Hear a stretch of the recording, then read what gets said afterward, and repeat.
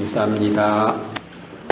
네, 오늘도 지난주에 이어서 그리스도인의 윤리 생활에 대해 보도록 하겠습니다. 349쪽 제4일 성과 결혼, 이웃사랑, 거기죠? 여러분들에게 직접 해당되는 중요한 주제입니다. 성경 말씀 창세기 1장 27절에서 28절, 하느님께서는 이렇게 당신 모습으로 사람을 창조하셨다. 하느님의 모습으로 사람을 창조하시되 남자와 여자로 그들을 창조하셨다. 하느님께서 그들에게 복을 내리며 말씀하셨다. 자식을 많이 낳고 번성하여 땅을 가득 채우고 지배하여라. 여기에 보면은 남자와 여자로 창조하셨다고 되어 있죠. 그래서 가정을 이루게 되어 있습니다. 남편은 1번, 남편은 아내를 어떻게 해야 하고 아내는 남편을 어떻게 해야 합니까? 자기 아내를 자기 자신처럼 사랑하고 아내는 남편을 존경해야 한다. 성경은 우리가 순결한 생활을 하도록 하기 위하여 어떤 말을 하지 말라고 합니까? 성도들에게 걸맞게 여러분들 사이에서는 불륜이나 온갖 더러움이나 탐욕은 입에 올리는 일조차 없어야 합니다. 추잡한 말이나 어리석은 말이나 상스러운 농담처럼 온당치 못한 것들도 마찬가지입니다. 여러분은 감사의 말만 해야 합니다. 그러니까 음담패설 이런 거 하면 안 된다. 우리는 어떻게 사랑해야 합니까? 말과 혀로 사랑하지 말고 행동으로 진리 안에서 사랑하자. 요한일서 4장 20절, 누가 나는 하느님을 사랑한다 하면서 자기 형제를 미워하면 그는 거짓말쟁이입니다. 눈에 보이는 자기 형제를 사랑하지 않는 사람이 보이지 않는 하느님을 사랑할 수는 없습니다. 그러니까 여러분들이 어떤 사람을 미워하고 있으면 미워한 만큼 하느님도 미워하는 거예요. 실제적으로 살아가는 게 아니고. 1. 성의 본성과 의미, 성에 대한 성경적 관점. 구약 성경에 하느님의 모습으로 사람을 창조하시되 남자와 여자로 창조하셨다는 말씀은 남성과 여성이라는 두 개의 성을 하느님이 만드셨음을 알려줍니다. 그럼 하느님은 뭘까요? 남성일까요? 여성일까요? 중성? 하느님은 양성을 다 포함한 것보다 더 위에 있는 분입니다. 하느님에게는 성이 없습니다. 근데 우리는 하느님을 남성이라고 자꾸 생각하죠? 아버지, 이렇게 남성이라고 생각하는데 그건 그냥 우리가 표현하는 것 뿐이고, 하느님은 남성이기도 하고 여성이기도 하고 아버지이기도 하고 엄마이기도 하고 그런 건데, 그런 것을 넘어선 분이십니다.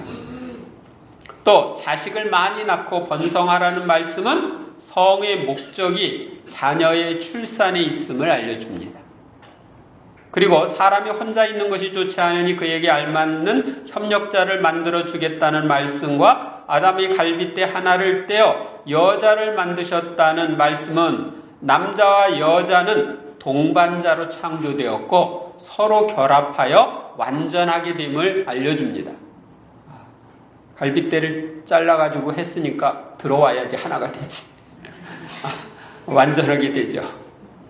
신약 성경에서 보면 예수님은 여자들을 업신여기지 않고 남자들과 동등하게 대하셨습니다.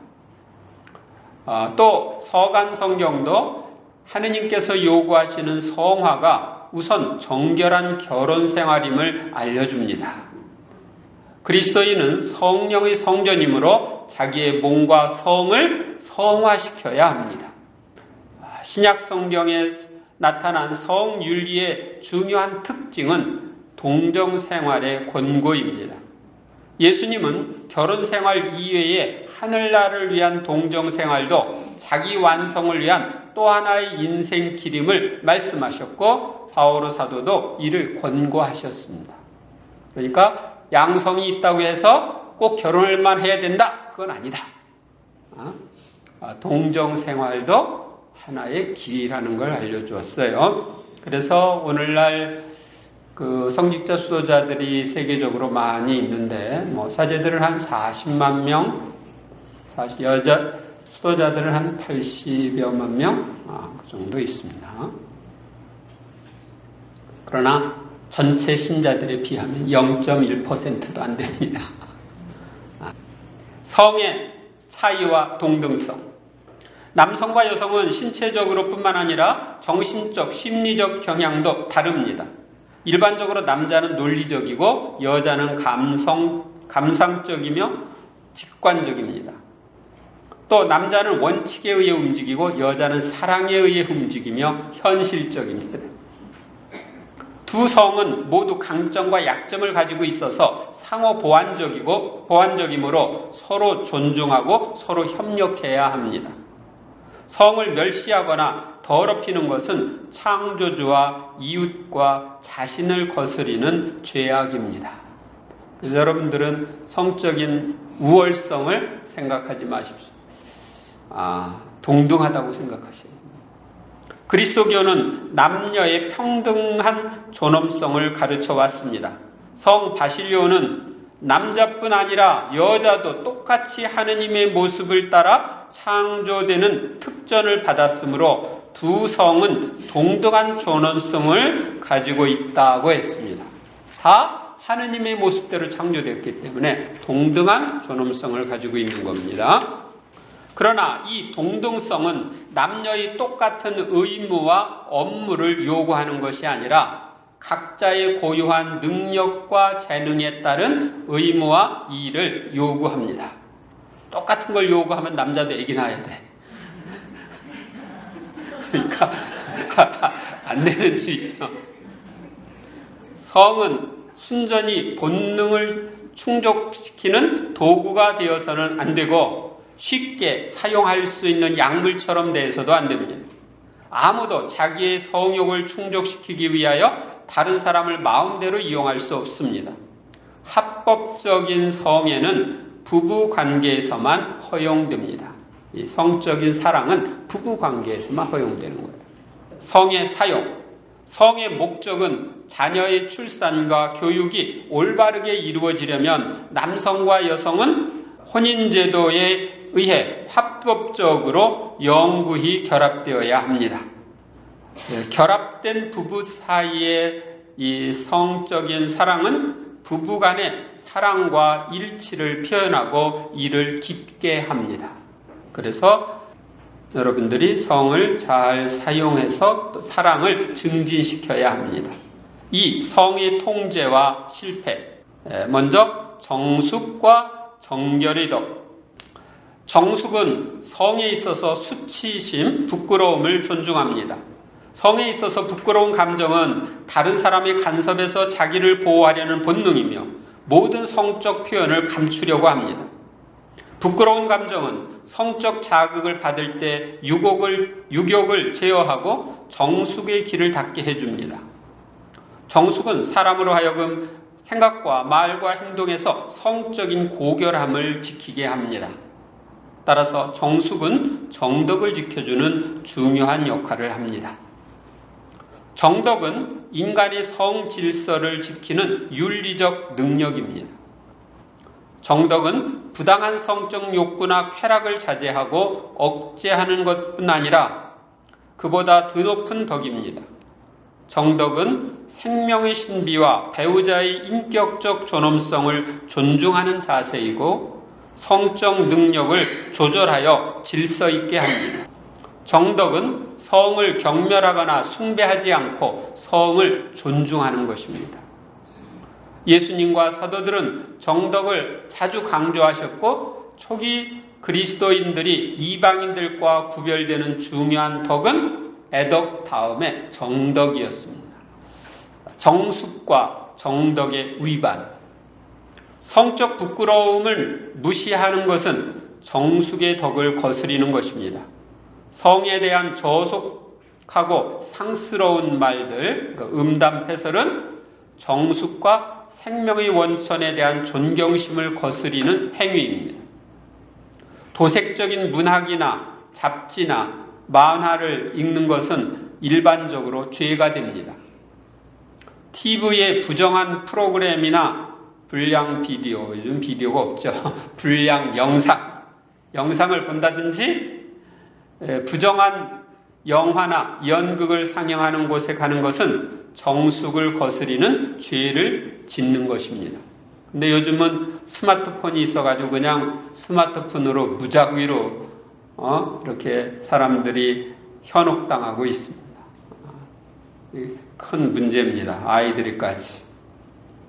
춤은 남녀의 교제를 위한 좋은 방법이지만 이성 간의 율동이나 몸의 접촉과 음악에 의해 성적 격정을 일으키게 하는 춤들은 정숙하지 못한 것입니다. 너무 짧은 옷, 가슴을 너무 드러내는 옷, 투명한 옷, 시로라기 같은 수영복 등은 악표양을 주기 쉽고 정덕을 거스르는 죄로 이끌기 쉽습니다. 따라서 자기 인격과 육신의 깊은 의미와 신성함을 존중하고 보호한다는 차원에서 정숙한 의상을 착용해야 합니다. 정덕을 거스르는 죄는 성적 능력이 발달하여 성적 충동이 일어나는 사춘기 때부터만 성립됩니다. 성적인 장면에 대한 상상은 성적 충동을 일으키고 성적 충동이 일어나면 자유의지가 점점 약해져서 성욕을 제어할 능력이 점차 감소하기 때문에 피해야 합니다. 그러니까 상상에서부터 우리는 피해야 돼요. 그래서 생각이 떠오르면 즉시 예수님의 이름으로 명령한다. 음란의 영령아 물러가라. 이렇게 해야 됩니다. 부정한 성적 상상이 떠오를 때 이를 즉시 끊어버리지 않고 동의하거나 즐기면 죄가 됩니다. 365 자위행위, 동성애, 수간. 자위행위는 성교 외의 완전한 성적 충족입니다. 성적 행위의 근본 목적은 자녀 출산과 부부의 증진인데 자위행위는 이 목적을 이탈하여 성적 능력을 잘못 사용하는 것입니다. 따라서 죄가 됩니다. 그러니까 창조 목적을 위반하는 거기 때문에 그렇습니다. 요즘에 청소년들이 음란물 같은 걸 보고 자위행위를 많이 하는데 그것이 큰 문제가 됩니다. 자위행위를 많이 하면 호르몬이 많이 빠져나가서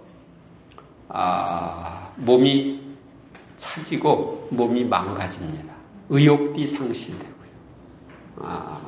마치 배터리에서 그 배터리 액이 빠져나가는 것처럼 몸에서 빠져나가기 때문에 몸이 망가집니다. 우리 조선시대에 임금들이 오래 못 살았다. 그런 것은 그런 이유라고 합니다. 그러나 수면 중에 자동적으로 생기는 몽정은 전혀 죄가 되지 않습니다. 동성애 관계란 동성과의 성적인 행위를 말합니다. 동성애 행위는 성적 능력의 가장 기본적 목적인 생명의 전달 가능성을 완전히 배제합니다. 동성애는 대부분 이성의 매력을 느끼지 않고 대신 동성 간의 비정상적 매력에 이끌리는 것입니다.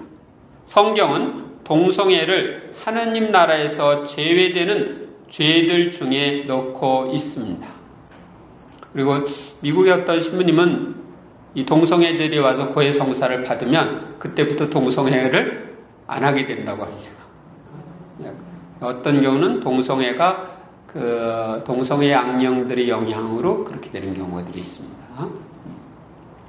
또한 성경은 동물과 교접하는 수간을 엄중하게 단죄합니다. 그 죄악성은 성행위의 목적과 의미를 성취할 수 없는 동물에 대한 변태적 성욕에 있습니다. 수간은 단지 성적 충동을 해소하는 수단일 뿐이며 인간의 품위와 성을 격화시킵니다. 그 다음에 3. 이성 간의 만남. 먼저 성애의 순수한 성장. 이성 간의 만남은 성애의 표현에 앞서 상호 존중과 애덕적 관심에 의한 인격적 만남이어야 합니다. 책임과 의무를 다하려는 마음이 없는 모든 성애는 순수한 사랑으로 볼 수 없습니다. 부모, 사제, 교사들은 소년과 소녀의 건전한 만남을 위한 좋은 기회를 제공해 주어야 합니다.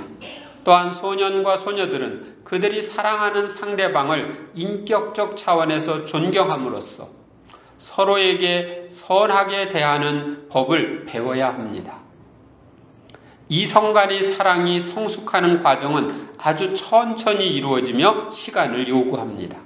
따라서 너무 성급하게 서로 결합하는 것은 젊은이들의 성숙에 해로운 결과를 가져오고 그러다가 헤어지면 여자에게는 비참한 결과가 됩니다. 젊은이들의 참된 행복은 상대방을 소유하는 데 있는 것이 아니라 보호해 주는 데 있다는 것을 잊지 말아야 합니다. 또한 성적인 내용이 담긴 모든 영상물과 인쇄물을 무분별하게 대하는 사람은 성을 자제하거나 성을 성숙시키는데 성공할 수 없음도 명심해야 합니다.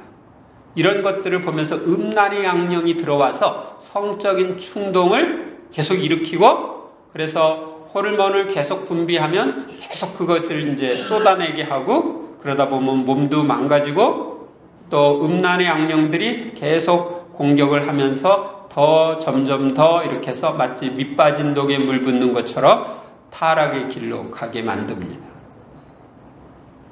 혼전 관계의 문제. 애정과 성적 표현의 한계는 먼저 남자 쪽에서 지켜야 합니다. 자제력이 없이는 영구적 사랑의 감정과 순간적 사랑의 열정을 혼돈하기 쉽습니다. 성경은 모든 혼의 성교와 비자연적 성교를 무조건 배제합니다. 제13차 리옹 공의회 1245년에 있었던 이 리옹 공의회는 미혼자가 다른 미혼자와 범하는 음행은 사죄라고 가르칩니다. 다시 말하면 죽을 죄, 대죄다 이런 얘기죠.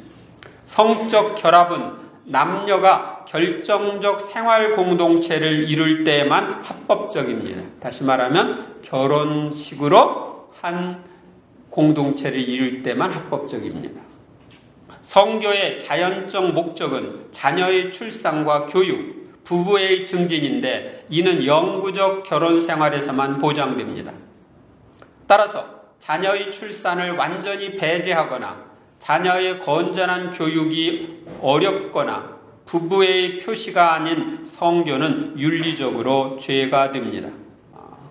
자녀의 건전한 교육이 어렵다. 이건 무슨 얘기냐면은 세컨드, 서드 이래서 첩을 이렇게 두면은 교육하기가 좀 어렵죠.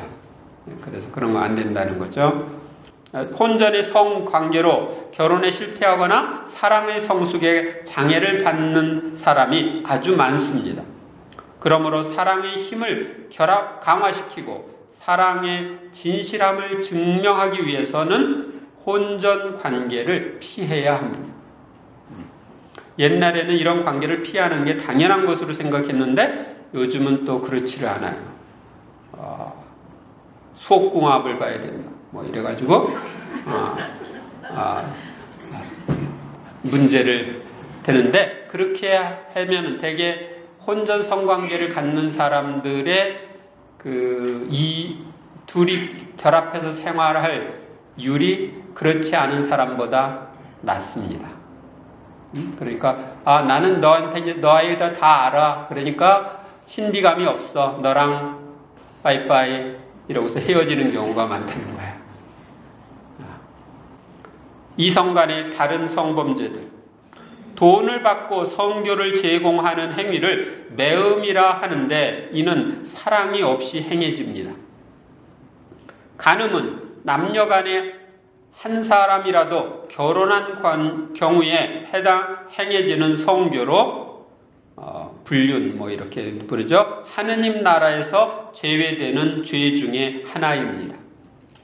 간음은 배우자에 대한 신의와 충실성을 저버릴 뿐만 아니라 가정의 사랑과 화목과 안정에 파괴적 결과를 가져옵니다. 강간은 여자의 동의를 얻지 않고 그 여자와 불법적으로 성교를 하는 것으로 정결과 정의를 거스리는 중죄가 됩니다. 성은 진실하고 인격적인 표현이 있을 때만 행복과 만족을 제공합니다. 근친상간이나 근친결혼은 그 퇴폐성 때문에 부정한 죄가 될 뿐 아니라 가정의 효를 거스리는 죄가 됩니다. 4. 결혼에 대한 윤리적 책임. 1. 결혼의 본성. 두 사람이 결합하게 되는 동기는 일반적으로 그들이 서로 주고받는 사랑입니다. 약혼 기간은 서로 맞는지 시험해보는 기간이므로 서로 사랑과 충실과 솔직함을 지켜야 합니다. 결혼의 1차적 목적은 자녀의 출산과 교육, 부부의 사랑에 의한 상호 협조와 보완입니다. 2차적 목적은 정욕에 대한 해소와 자제인데 결혼은 정욕을 진정시키고 방탕한 성생활을 막아주고 튼튼한 부부애로 성을 통제하는 데 도움이 됩니다. 아담과 하와의 창조 이야기와 신약 성경의 가르침을 보면 일부 일처제는 하느님의 뜻입니다. 또한 예수님은 이혼을 금하셨습니다. 이는 이혼이 부부와 자녀와 사회의 행복과 안정에 해를 가져오며 하느님의 뜻에 어긋나는 죄악이기 때문입니다. 그러나 아주 중요한 이유가 있으면 별거는 가능합니다. 그러니까 사회적으로 이혼을 했어도 영적인 차원에서 보는 별거가 되는 거예요. 왜? 부부의 결합이 하느님에 의해서 나누어지지 않았거든요. 또한 결혼은 사회적으로도 중요한 행위이기에 공적으로 알려 인준받고 보호받아야 합니다. 그래서 결혼식 한다고 청첩장 돌리죠. 또한 신자들은 혼인성사를 통해 결혼 생활에 필요한 하느님의 축복도 받아야 합니다. 혼인성사 안 받고 사회혼만 하면 혼인조당에 걸려서 영성체나 고해성사를 못 받죠. 책임 있는 부모 역할과 산하제한. 성경은 자식을 많이 가지는 것은 하느님의 선물이요 축복이고 자녀가 없는 것은 불행이요 벌이라고 말합니다. 그리하여 이전에 부모들은 자식을 낳는 대로 고맙게 받아들였습니다. 그러나 오늘날 국가는 인구 조절을 위하여 산하 제한 정책을 쓰고 있습니다. 하지만 자녀의 수를 결정하는 것은 부모의 양심적 판단과 결정에 달려 있으므로 공권의 판단에 맡길 수는 없습니다. 우리나라 산하 제한을 하다 보니까 둘만 낳아 잘 기르자 그러다가 잘 키운 딸 하나, 열 아들 안 부럽다 그래서 하나만 키우고 이렇게 하다 보니까 지금 이제 어떻게 돼요? 이제 인구가 줄어갈 그런 위험이 있죠. 둘이 결혼하면은 한 2명은 낳아야지 계속 되는데 우리나라는 1.2명 이렇게 되니까 또 독신으로 사는 사람들이 얼마나 많아요. 그러다 보니까 이제 얼마 지나면은 한국이 없어질지도 모른다. 그런 위험이 있습니다. 가톨릭 교회는 자연 가족 계획 방법은 권장하지만 인공적인 방법은 금합니다. 특히 인공유산은 가장 강력하게 배격하는 산하제한 방법인데 교회는 인공유산을 항상 중죄로 보고 있습니다. 그래서 원래는 인공유산을 하면은 자동 파문죄에 해당됩니다. 그러니까 자동적으로 그 사람은 그때부터 천주교 신자가 아니에요. 그래서 원래는 이게 이제 그 교황청의 허락으로 풀릴 수가 있었기 때문에 지난번에 성년 자비 희년 그랬을 때 그 죄를 풀어주는 권한을 가진 사제들을 교황청이 직접 풀어줄 거기 가서 할 수가 없으니까 각국에 임명하고 그런 일들이 있었습니다. 근데 우리나라는 유럽과 다르게 선교 지역이기 때문에 사제에게 그 권한을 줘서 사제가 고해성사를 줄 때 해주는 것이지만은 가톨릭 국가에서는 원래 그게 안 된 거예요. 그 다음에 교회는 불임 수술도 비윤리적인 것으로 보고 건강에 해를 주는 인공적인 방법을 피하라고 가르칩니다. 그래서 이제 교회에서는 이런 데 있어서 산화 조절 방법에서 빌링스법이라든지 자연 조절 방법 이런 방법들을 권하고 있습니다. 부부의 권리와 산부부의 권리와 의무, 결혼은 육체적으로만이 아니라 정신적으로도 하나가 되는 것이기에 배우자에 대한 사랑이 없이 육체 관계를 갖는 것은 부부의 정덕에도 어긋납니다. 또 부부 행위의 권리는 결혼 계약의 본질적 구성 요소이기 때문에 중대한 이유 없이 상당 기간 동안 상대방의 요구를 거절하면 상대방의 권리와 사랑을 침해하는 중죄가 됩니다. 그래서 각방 쓰지 말고 같은 방 쓰라. 정당한 거절하는 게 또 밑에 나옵니다. 그러나 육체적 조건, 생리기간이나 해산 전후 기간 같이 육체적 조건이나 건강상의 이유가 있으면 병이나 이런 것, 부부 행위의 의무가 면제됩니다. 또 간음죄를 지은 사람이나 가정을 돌보지 않는 사람은 부부 행위를 요구할 권리가 없습니다. 부부 일치와 부드러운 배려는 부부 행위에만이 아니고 결혼 생활 전체에서 실천되어야 합니다. 5. 이웃사랑. 사랑은 인간의 종교 생활과 세상 생활을 일치시켜주는 연결선입니다. 하느님께 대한 사랑은 이웃과 피조물에 대한 사랑으로 증명되어야 합니다. 우리는 하느님을 사랑하고 하느님께 대한 사랑으로 우리 자신과 이웃을 사랑해야 합니다. 인간에게 가장 필요한 것은 사랑하고 사랑받는 것입니다. 사람이 사랑받지 못하면 비뚤어진 인간이 되기 쉽고 쇠약해지고 병들어 사랑받는 사람보다 빨리 죽어갑니다. 1. 성경에 나타난 이웃사랑의 계명. 성경에서 이웃사랑은 먼저 이스라엘 동포에 대한 사랑으로 나타나고 이스라엘에게 준 말씀이니까 그래요. 그 다음으로 함께 살던 외국인과 노예들에게도 나타나며 더 나아가 다른 나라 사람에게까지 확장됩니다. 또 가장 우선적인 이웃사랑은 궁핍한 사람을 돕는 것입니다. 신약에서 이웃사랑은 모든 사람에 대한 하느님의 예외 없는 사랑과 자신을 희생하신 그리스도의 사랑이 그 동기가 됩니다. 그리스도는 모든 사람들에게 사랑의 계명을 실천하도록 가르칩니다. 그리스도적 사랑은 모든 사람을 향해야 하고 먼저 같은 신앙인들 사이에서 표현되어야 합니다. 그래서 초기교회 때는 서로 사랑하니까 보라 저들이 얼마나 서로 사랑하는지 하면서 사람들이 신자들의 모습을 보고 신앙을 갖게 되었습니다. 야, 저 무리에 들어가면 나도 저렇게 사랑받을 수 있겠다 이러면은 오겠죠. 사랑받고 싶어서. 그런데 둘이 싸워. 나 저 밑에 들어갔다가는 큰 피해 당하겠다. 그러면 아예 오지를 않아.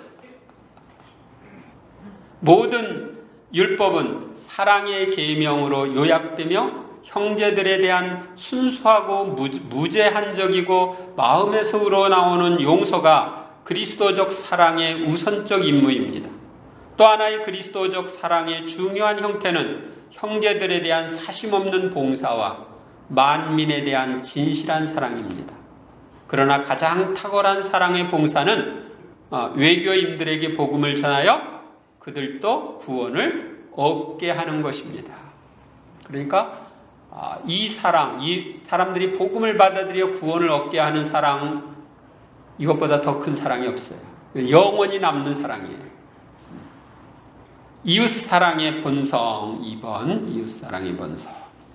이웃사랑은 이웃의 육체적, 정신적 모든 선들을 진실로 존경하고 그것들을 보호하며 하느님이 부여하신 그의 소명에 따라 그것들을 발전시켜주는 것입니다. 사랑해야 할 이웃이란 천상과 지상의 모든 사람들과 모든 공동체, 가족, 단체, 민족, 국가들입니다. 천국의 성인들에 대해서는 그들이 지상에서 성취했던 성스러운 생활과 성덕을 존경함으로써 사랑할 수 있습니다. 또 연옥에 있는 영혼들을 위해서는 그들이 빨리 천국에 갈 수 있도록 기도와 희생을 바침으로써 사랑할 수 있습니다. 그리고 지상에 있는 사람들 중에 도울 필요가 있는 사람들에 대해서는 다만 그들이 가지고 있는 선을 존경함으로써 사랑할 수 있습니다. 그러나 많은 경우에는 실제적인 방법으로 이웃을 도와줌으로써 사랑할 수 있습니다. 내가 다른 사람들이 가지고 있는 좋은 것들을 인정해 주어야 합니다. 거기서부터 사랑이 출발하는 것입니다. 옛날에 저는 제가 제일 잘났다고 생각했거든요. 나 같은 잘난 사람이 없다고 생각했었는데 나중에 주님이 빛을 비춰주니까 내가 가지지 않은 좋은 점, 선한 것을, 나보다 더 좋은 것을 갖지 않은 사람이 한 명도 없더라고요, 주변에. 지금도 그래요. 주변에 보면 내가 가지지 않은 좋은 것들을 다 한 가지 이상은 가지고 있어요. 아셨어요? 네. 잘 찾아보세요. 어떤 사람은 나보다 나이가 더 젊어. 어떤 사람은 나보다 얼굴이 더 이뻐. 어떤 사람은 나보다 선행을 더 잘해. 어떤 사람은 나보다 노래를 더 잘 불러. 어떤 사람은 나보다 요리를 더 잘해. 하다 보면 나보다 더 좋은 점을 가지지 않은 사람이 이 세상에 있을까요? 없어요. 또 이웃사랑의 기준과 척도는 남이 너희에게 해주기를 바라는 그대로 너희도 남에게 해주어라 하신 황금률로 나타나지만 가장 완전한 척도는 예수님께서 보여주신 사랑의 모범입니다. 예수님은 하느님이 원하시는 인간의 구원과 하느님 나라의 건설이 사랑의 궁극적인 기준임을 보여주셨습니다. 이웃 사랑의 동기는 모든 사람에 대한 하느님 사랑, 또 덕을 닦으려는 노력, 자기 안에 하느님의 모습을 완성시키려는 마음에서 나옵니다. 그러니까 우리가 인간들의 구원과 하늘나라 건설에 우리의 하느님을 닮은 모습의 완성을 위해서 사랑을 해야 됩니다. 우리가 예수님을 닮은 행위를 하면 할수록 예수님을 닮아갑니다. 바울 사도는 고린토전서에서 사랑의 여러 특성들을 열거하고 있습니다. 이외에도 참된 사랑의 중요한 특성은 내적이고 행동적인 사랑, 이웃을 존경하는 마음입니다. 사랑은 마음에서 우러나오는 내적인 것이라야 합니다. 즉, 다른 사람의 가치와 장점들을 시기하거나 무시하지 않고 진실하게 인정하고 받아들이는 것입니다. 이웃에게 보여주는 사랑의 관심은 진실하고 순수해야 합니다. 자기의 명예만을 위하여 행하는 자선 사업은 사랑이라고 할 수 없습니다. 자기 드러내기 위한 거니까. 사랑은 다른 사람의 행복을 위한 관심에서 나온 실제적 행동이어야 합니다. 많은 사람들이 사랑을 감정과 동일시하는데 참된 사랑은 감정만이 아닙니다. 그것은 상대방이 사랑받는다고 느낄 때까지 계속해서 사랑하는 것입니다. 사랑은 이웃에게 어떤 큰 불행이 있을 때뿐만 아니라 일상생활 속에서도 실천해야 합니다. 일상생활에서 실천하는 것은 배려죠. 그리고 상대방이 사랑받고 있다고 느껴서 그 사랑에 응답하는 수준까지 사랑해야 돼요. 그래야 서로 사랑하라는 말이 실현되는 거예요. 일방적인 사랑이 아니라 저쪽에서 사랑을 받고 이쪽에 응답해야 서로 간의 사랑이 되죠. 서로 사랑하라는 계명이 완성되는 거예요. 이런 사랑을 통교적 사랑이라고 부릅니다. 사랑의 가장 필수적인 또 하나의 특성은 사랑받고 도움받아야 할 사람이나 공동체에 대한 겸손한 존경심입니다. 우리는 다른 사람들을 못하다고 무시할 수가 있는데 이 존경심이 중요해요. 사랑의 대상이 되는 사람이나 단체의 고유한 가치와 존엄성을 겸손하게 존경하는 마음은 그 사랑의 관계를 올바르게 발전시키고 유지시키는데 가장 필요한 전제 조건입니다. 또 우리는 사랑을 힘없이 양보하는 것이라고 오해하지 않도록 조심하고 사랑에 어긋나는 모든 형태의 범죄와 투쟁해야 합니다. 다음에 3. 이웃사랑의 보편성과 질서. 그리스도교적 사랑은 종족이나 사회적, 종교적 조건에 관계없이 모든 사람에 대한 것입니다. 자신에게 악한 자가 누구에게 관대하겠느냐는 말씀은 자기 자신을 올바르게 사랑할 줄 모르면 다른 사람도 사랑할 수 없다는 뜻입니다. 그래서 먼저 자기 사랑해야 돼요. 이웃을 자기 몸처럼 사랑하라고 그랬죠. 성 아우구스틴은 먼저 여러분 자신을 사랑하는 법을 배우십시오. 여러분 자신을 사랑할 줄 모르면서 어떻게 여러분의 이웃을 사랑할 수 있겠습니까? 하고 말합니다. 존경과 호의로서 자기를 사랑하는 만큼 이웃도 사랑해야 하는 것은 원칙이지만 성스럽고 하느님께 가까운 사람일수록 공동선을 위해 더 중요한 사람일수록 자기보다 더 존경해야 합니다. 그러나 우리는 우리 자신을 관리할 책임을 먼저 하느님께로부터 받았기 때문에 자기의 발전과 성화, 구원은 이웃의 발전과 구원보다 우선적으로 수행해야 하는 의무입니다. 나를 참되게 사랑하려면 밝고 어두운 면을 포함한 나의 모든 것을 살펴보아야 합니다. 자기를 바르게 이해하고 사랑하려면 침묵과 고독의 시간, 기도와 묵상의 시간을 가져야 합니다. 하느님께 봉헌된 사람과 하느님을 닮은 사람일수록 내적인 존경을 받아야 합니다. 내적인 존경으로 사랑한다는 것은 그 사람의 선성에 대하여 기뻐하고 그것을 손상시키지 않고 보호하려는 마음을 가지는 것입니다. 그래서 우리는 성인, 성녀들, 교황님 이런 분들을 특별히 내적으로 존경하고 사랑해야 합니다. 또 가장 가난하고 불쌍한 사람일수록 더 사랑해야 합니다. 도움이 동등하게 요구될 경우에는 더 가까운 사람, 자기의 보살핌에 의탁한 사람을 먼저 도와야 합니다. 자신의 배우자나 자녀나 부모에 대해서 소홀히 하고 다른 사람을 우선적으로 도와준다면 그것은 사랑의 질서를 위배하는 것이므로 죄가 됩니다. 우리가 이웃을 돕는다고 하더라도 자기 영혼에 해를 끼치면서까지 이웃을 도울 수는 없습니다. 왜냐하면 자신의 구원은 무엇보다도 중요하기 때문입니다. 그러나 때로는 우리의 구원을 위해 목숨을 바친 예수님을 본받아서 교회와 국가를 구하기 위하여 목숨을 희생하려는 마음을 가져야 합니다. 또 이웃의 극도의 필요에 처했을 때는 자신의 큰 불편이나 물질적 희생이 따르더라도 도와야 합니다.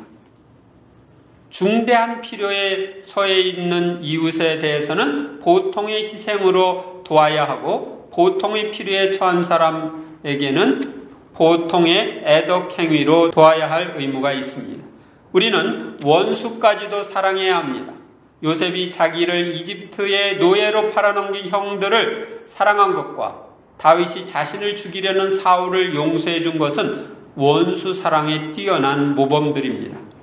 원수일지라도 언제나 인간의 존엄성을 유지하고 있기 때문에 존경과 사랑을 받아야 합니다. 원수 사랑은 증오와 복수심을 없이 하고 원수들이 회개하기만 하면 언제든지 화해하는 것입니다. 또 자기에게 잘못이 있을 때는 적극적으로 화해의 길을 모색하는 것입니다. 말과 행동으로 화해를 요청해야죠.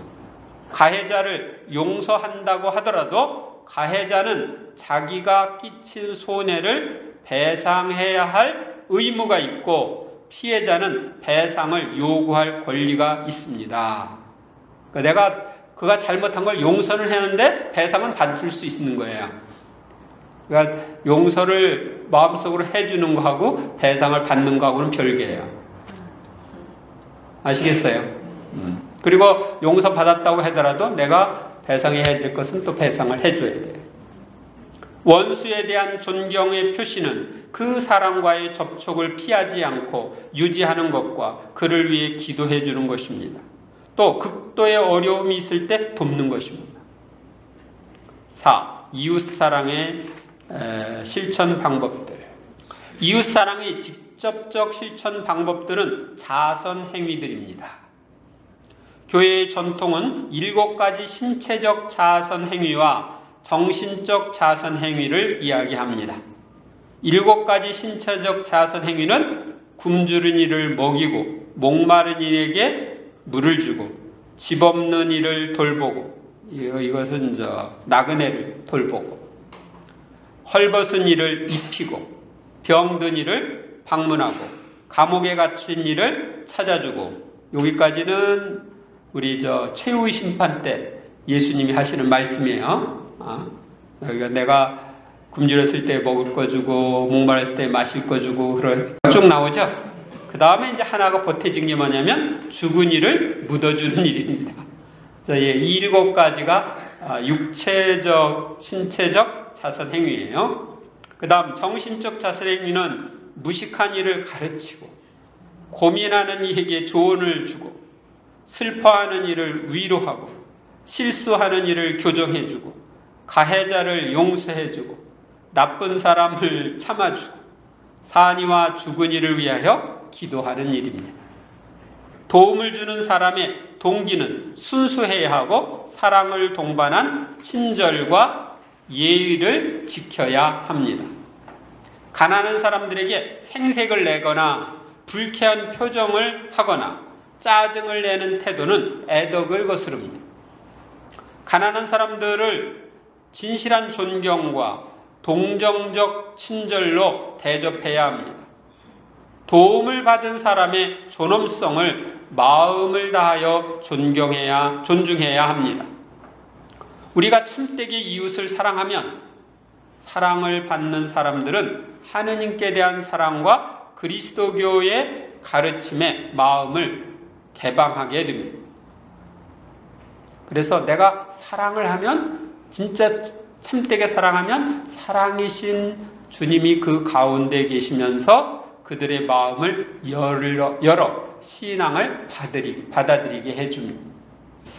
제5일 공동체 생활의 윤리적 책임. 로마서 13장 1절. 사람은 누구나 위에서 다스리는 권위에 복종해야 합니다. 하느님에게서 나오지 않는 권위란 있을 수 없고 현재의 권위들도 하느님께서 세우신 것입니다. 높은 사람이 되고자 하는 사람은 어떤 사람이 되어야 합니까? 섬기는 사람이 되어야 한다. 그 다음에 우리는 누구를 공경해야 합니까? 아버지와 어머니를 공경하여라 되어 있죠? 그 다음에 우리가 통치자들의 해야 할 의무는 무엇입니까? 조세를 내야 할 사람에게는 조세를 내고 관세를 내야 할 사람들에게는 관세를 내고 두려워해야 할 사람은 두려워하고 존경해야 할 사람은 존경한다. 그 다음 집회서 19장 8절 친구와도 원수와도 이야기하지 마라. 죄가 되지 않는 한 내 보이지 마라. 이게 이제 공동번역이랑 조금 달라요. 공동번역에서는 다른 사람의 말을 옮기지 마라. 그래서 뭐 친구나 원수에게도 그 말을 이야기해가지고 옮기지 마라. 그 말을 하지 않으면 죄가 되지 않는 한 그 말을 옮기지 마라. 말을 옮기지 말라는 내용이었는데 이번에 그 새로 번역된 데는 이렇게 나와 있어요. 그런 의미라고 알아들으시면 돼요. 친구와 원수도 이야기하지 말라네. 그냥 아무 말도 안 하고 지내? 이런 얘기가 아니고 거기 배경에는 남에게서 들은 말을 옮기지 마라. 친구나 원수에게도. 그 뜻입니다. 아셨습니까? 인간은 본성상 사회적 존재입니다. 인간은 다양한 여러 공동체에 속하여 살고 있습니다. 이제 사회의 질서와 공동체 생활에서 윤리적 책임에 대해서 보겠습니다. 1. 사회의 본질과 질서.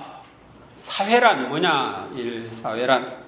사회는 어떤 목적을 달성하도록 도와주는 사람들의 항구적 연합입니다.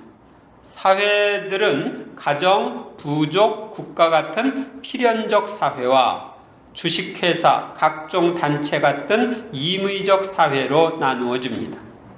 사회 공동체가 구성원들의 행복을 위해 추구하는 공동선은 우리 인간에 있는 반사회적 충동들이 타인의 권리와 사회의 질서를 침해하지 못하게 합니다.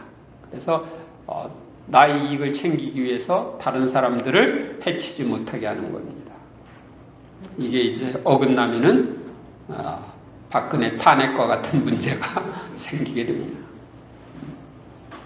책임 있는 권위 행사.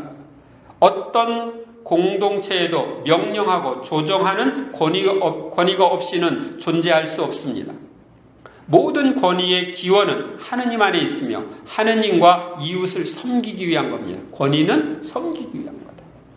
공동선을 실현하려면 다수의 활동들을 지도하고 조화시키기 위한 하나의 사회적 권위가 있어야 합니다. 권위는 자유와 책임의식의 뿌리 박은 도덕적 힘으로써 공동체의 복지와 공동선을 향해야 합니다. 공동체 전체를 향해야 되는 거예요. 개인적인 사익을 추구하면 안 된다는 거죠. 사익을 추구하면 문제가 되는 거예요. 그래서 뇌물 받으면 문제가 되는 거예요. 복종의 덕. 복종이란 라틴어의 듣다에서 유래합니다. 아우디레라는 말에서 유래합니다. 따라서 이 복종이란 단어의 의미는 타인의 의사 표현에 귀 기울이고 그것을 행하려는 태세를 말합니다. 하느님께 대한 복종은 인간의 기본적인 태도이며 인간에 대한 복종은 인간의 명령이 하느님의 뜻에 맞을 때만 정당합니다. 그러니까 하느님의 뜻을 거스리는 명령은 복종할 필요가 없습니다. 인간이 윤리적, 지성적, 영적 성숙에 도달하려면 다른 사람의 도움과 지도가 필요합니다. 다른 사람의 도움에 대한 이 같은 의존으로부터 복종해야 할 의무가 생겨납니다. 교육적 복종은 인간의 발전과 성장을 도와주며 적절한 복종은 하나의 덕입니다. 그래서 우리는 순명의 덕, 그러죠. 순명의 덕. 공동체 안에서도 그 집단 목표를 효과적으로 달성하려면 그 집단의 법과 권위에 대한 복종이 절대로 필요합니다. 그러니까 법을 정해놨는데 그거 안 지켜. 내 맘대로요. 내가 법 위에 있어. 이러면 곤란하게 되는 거예요. 아이들은 부모에게 복종하고 학생은 교사에게 복종할 의무가 있습니다. 또 수도자는 장상에게 복종하고 국민은 국가에 복종해야 합니다. 이 가정은 원초적 공동체이며 사회의 기초 공동체입니다. 사회는 이 세포인 가정을 통하여 유지되고 새롭게 됩니다. 1. 가정의 본질과 기능. 가정은 인간에게 기본적인 경제 공동체이며 기본적 교육 단위이고 기본적인 영적 공동체입니다. 경제 공동체인 가정은 날마다 필요한 의식주를 제공합니다. 국가는 가정경제에 관심을 가져야 하고 아내는 수입에 합당한 가사 운영을 해야 하며 남편은 무책임한 도박이나 음주 등으로 돈을 낭비하지 말아야 할 책임이 있습니다. 인간의 지적 윤리적 발전은 가정교육에 결정적으로 달려 있습니다. 인간은 가정에서 중요한 사회적 덕인 사랑과 정의, 합당한 복종과 정당한 규율에 대하여 배웁니다. 그런데 가정의 교육적 영향은 부모에게 달려 있습니다. 그래서 부모가 어린 시절부터 아이들을 잘 교육하면 애들이 잘 크죠. 끝으로 가정은 가장 중요한 영적 보금자리입니다. 가정은 선조들의 신앙을 전달하고 종교적 전통을 가꾸며 하느님께 함께 기도하고 종교적 확신들을 일상생활로 바꾸도록 불림을 받은 집안의 성소입니다. 그래서 우리는 가정에서부터 신앙을 전수해 주어야 합니다. 가정은 작은 교회입니다. 2. 부모의 의무와 권리. 먼저 부모의 의무. 사랑은 부모의 근본적인 의무입니다.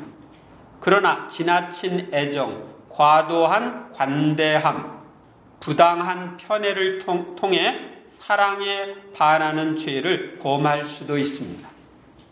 지나친 애정, 과도한 관대함, 부당한 편애는 사랑에 반하는 죄를 짓는 거예요.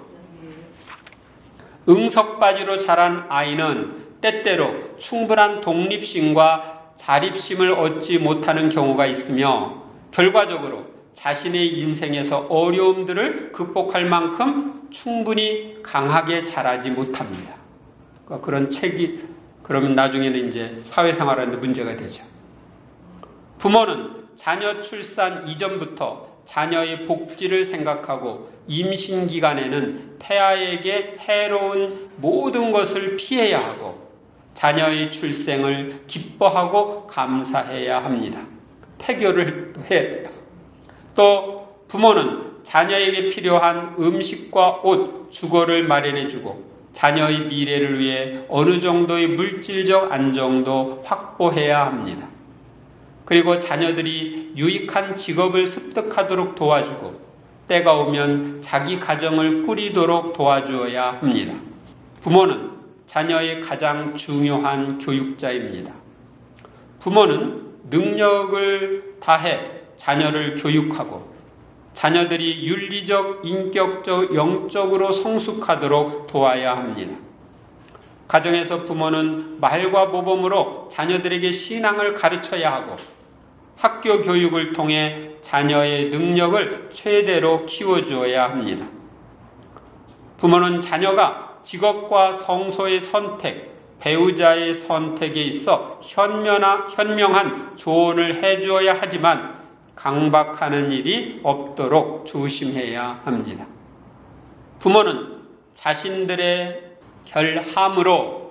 자신들의 부족함으로 자녀를 잘못 교육하지 않도록 노력해야 합니다. 너무 가혹한 벌이나 부당한 벌은 자녀에게 지독한 분노와 권위에 대한 저항 정신만 낳습니다.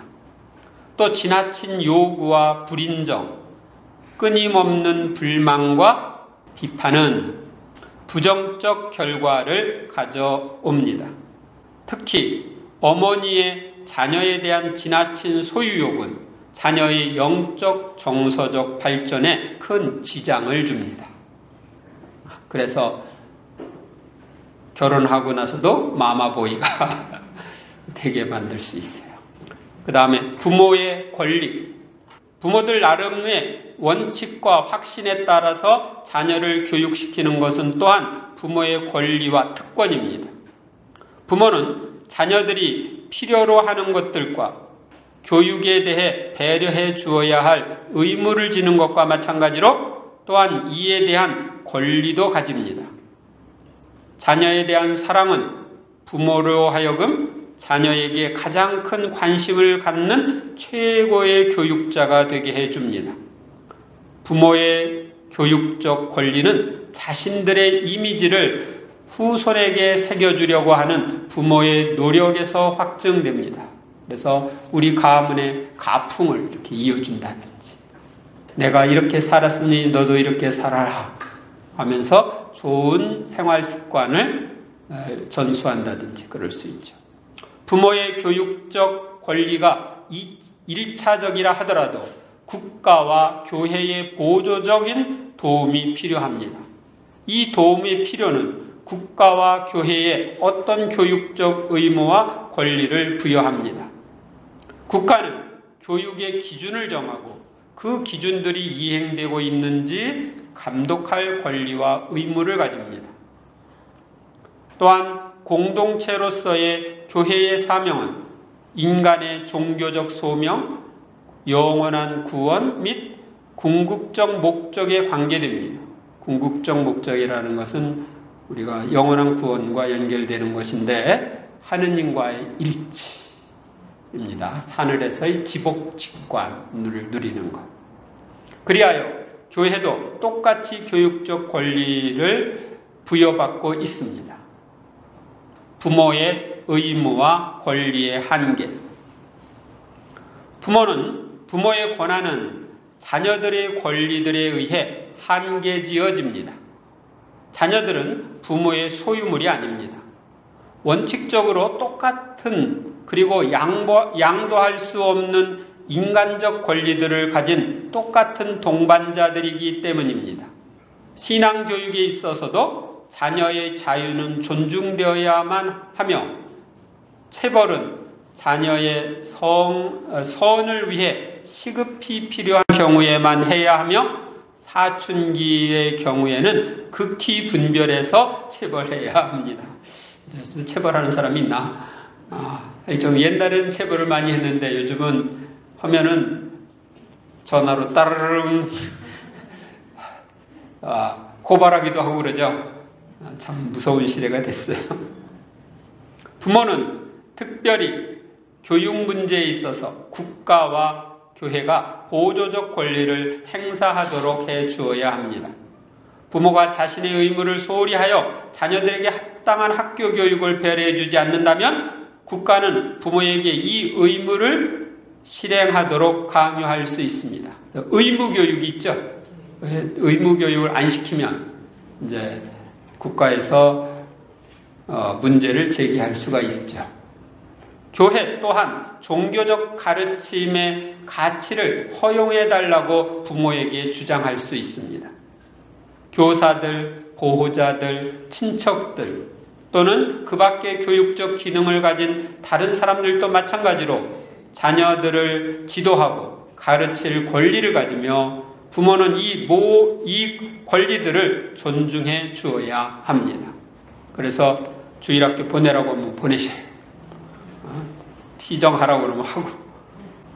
부모에 대한 자녀의 의무. 성 토마스에 따르면, 토마스 아퀴나스를 가리킵니다. 부모를 사랑하고 존경할 자녀의 의무는 부모가 하느님의 뒤를 이어 생명과 성장과 교육의 제2의 근원이라는 사실의 토대를 두고 있다고 가르칩니다. 그러니까 생명과 성장과 교육에 하느님다운 중요한 역할을 하는 사람이 부모다. 그래서 존경과 공경. 십계명의 제4계명은 어버이를 존중하고 공경할 자녀의 의무를 직접 강조하고 있습니다. 예수님께서는 이 계명을 2번 인용하며 확언하십니다. 부모의 공경은 생명의 신비로부터 흘러나오며 부모는 하느님의 협력자들입니다. 내적 존경심은 외적 공경의 표징들에 의해 입증되어야 합니다. 자녀들은 부모에 대한 내적 존경을 외적 공경의 표징으로 드러내야 합니다. 절을 한다든지 감사를 표한다든지 그 외적으로 드러내야죠. 부모에 대한 존경을. 또 부모의 말씀에 복종한다든지. 복종. 성 바오로는 자녀들에게 모든 일에서 부모에게 복종하라고 요구합니다. 그리고 불순명을 악덕에 포함시킵니다. 복종은 창조의 위계 질서에 대한 수락이며 궁극적으로 하느님의 권리를 받아들이는 것입니다. 부모님이 하느님을 대신해서 나를 돌보고 있기 때문에 하느님께 대하여서 복종하는 마음으로 부모에게 복종해야 하는 것입니다. 자녀들은 자신들의 교육과 훈련에 관계되는 선하고 합법적인 모든 문제들에 대해서 부모에게 복종해야 합니다. 죄를 지는 걸 시키면 복종하지 않아도 됩니다. 거기 보면 자녀들은 비윤리적 문제들에 대해서는 부모에게 복종하지 않아야 되며 성소나 배우자의 선택과 같은 문제도 부모의 의사를 반드시 따라야 할 의무는 없습니다. 그러나 부모와 상의하고 부모의 충고를 들어야 합니다. 결혼하려고 하는데 자기 멋대로 하면 안 되죠. 부모 허락받아가지고 해야 되죠. 또 이제 자신이 사제의 길이나 수도자의 길이나 이런 길을 갈 때에도 허락을 받아야 하기는 하지만 꼭은 아니다. 제가 신학교 가려고 했을 때 반대했거든요. 그래서 원래 대학교 들어가려고 했을 때 반대해서 그냥 조금 기다려서 내가 조금 나이 들어서 내가 자유롭게 결정할 때 가자. 그래서 서울교대를 들어간 거고 교사 생활을 하고 이 정도 됐으면 내가 자유롭게 결정해도 되지 않겠냐. 그래서 이제 그때는 부모가 다 반대해도 간 거예요.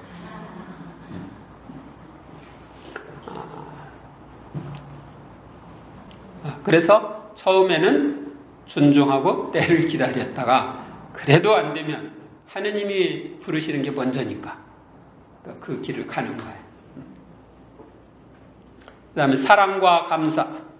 자녀의 부모에 대한 사랑은 무엇보다도 감사하는 사랑이어야 합니다. 이유는 자녀들이 생명과 생계와 교육을 비롯한 다른 많은 은혜들을 부모로부터 입고 있기 때문입니다. 부모가 낳아 길러주지 않았으면 태어나서 제대로 자랄 수 없었겠죠. 사랑과 감사는 먼저 말과 행동으로 표현되어야 합니다. 어버이에 대한 사랑으로부터 형제 자매들에 대한 사랑과 조부모를 비롯한 가까운 친척들에 대한 사랑으로 커가게 되며 사랑의 계명을 지키게 됩니다. 그래서 먼저 부모에게 효도하라는 건 그거와 관련되어서 가족, 친지들 그리고 이웃들에게까지 이렇게 연결이 되는 거예요. 그 다음에 광의의 가족. 집안의 하인들과 피고용인들은 더 넓은 의미의 가족에 속합니다. 고용주와 일꾼은 모두 계약 조건을 지켜야 합니다. 고용주는 정당한 급료를 지불하고 일꾼들은 자신의 일을 받는 급료에 합당하게 수행하며 일과 집안 질서에 관해 복종해야 합니다. 고용주는 일꾼들의 육신과 영신의 복지를 함께 배려하고 주일날 일 시키면 안 되고 그런다든지 오랫동안 봉사한 일꾼들을 존경할 특별한 의무가 있습니다. 또한 일꾼들은 가족의 문제들에 관해서 분별 있는 침묵을 지키고 공손하고 예의 바르게 처신해야 합니다. 그 집에 있었던 비밀을 다른 데 가서 이야기하고 그러면 안 되죠. 여기까지만 해야 되겠네요. 다음 달에 여기 그 다음엔 국가에 대한 거, 또 그 다음 제6일에 대한 것까지 해서 다음번에 끝내도록 하겠습니다.